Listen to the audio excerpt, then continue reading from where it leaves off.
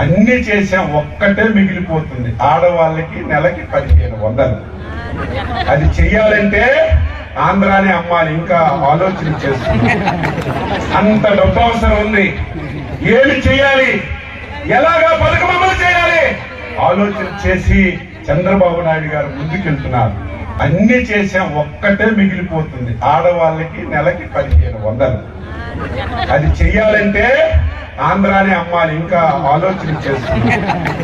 అంత డబ్బు అవసరం ఉంది. ఏమి చేయాలి, ఎలాగా పథకం అమలు చేయాలి ఆలోచన చేసి చంద్రబాబు నాయుడు గారు ముందుకెళ్తున్నారు. చూశారు కదా, రాష్ట్ర మంత్రి మాజీ తెలుగుదేశం అధ్యక్షుడు అచ్చెన్నాయుడు గారు చెప్తుంది, ఆడవారికి నెలకి 1500, సంవత్సరానికి 18,000 ఇస్తానని ఎలక్షన్ ముందు చంద్రబాబు నాయుడు గారు ఇచ్చిన వాగ్దానం.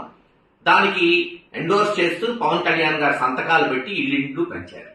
ఇప్పుడేమంటారు, ఆ రోజేమో సంపద సృష్టించి డబ్బులు ఇస్తామన్నారు. ఇప్పుడేమో అది ఇవ్వాలంటే ఆంధ్ర రాష్ట్రాన్ని అమ్మాలంట. అప్పుడు తెలీదా ఈ అబద్ధాలు ఆడుతున్నప్పుడు? లేదు, ఇప్పుడు మోసం చేయాలి కాబట్టి ప్రజల్ని ఏది తోచిందో అది చెప్తున్నారు.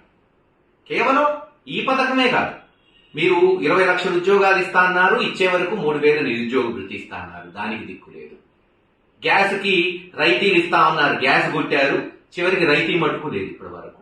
అన్నదాత సుఖీభావ పేరు మార్చారు, సంవత్సరానికి 20,000 ఇస్తా అన్నారు, గత సంవత్సరం ఎగ్గొట్టారు, ఈ సంవత్సరం ఇప్పటి వరకు అతీ గతి లేదు. పొలాల్లో మరి పంటలు కూడా వేస్తున్నారు రైతులు.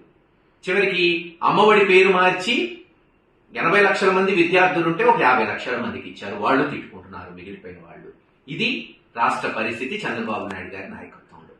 మరోసారి మోసం చేయడానికి చేస్తున్నారు, మరోసారి చేయడానికి సమాయత్తమయ్యారు. ఎలా ఇచ్చిన వాగ్దానాలు తుమ్మలో తొక్కాలి, ప్రజల్ని మోసం చేయాలనే దాంట్లోనే ఈరోజు మంత్రులు, ముఖ్యమంత్రి నుంచి అన్ని చేసేశారు.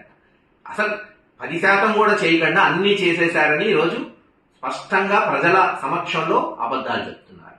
కానీ బాధ్యత కలిగిన ప్రతిపక్షంగా జగన్మోహన్ రెడ్డి గారి నాయకత్వంలో ఖచ్చితంగా ఎండగడతాం, ప్రజల పక్షాన నిలబడతాం.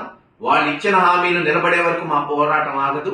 వాళ్ళు ఇలాగే అబద్ధాలు చేసుకుంటూ మోసం చేస్తూ పోతే ఖచ్చితంగా త్వరలోనే ప్రజలు పెద్ద గుణపాఠమే ఈ తెలుగుదేశం నాయకులకి చేయబోతున్నారని తెలియజేస్తారు.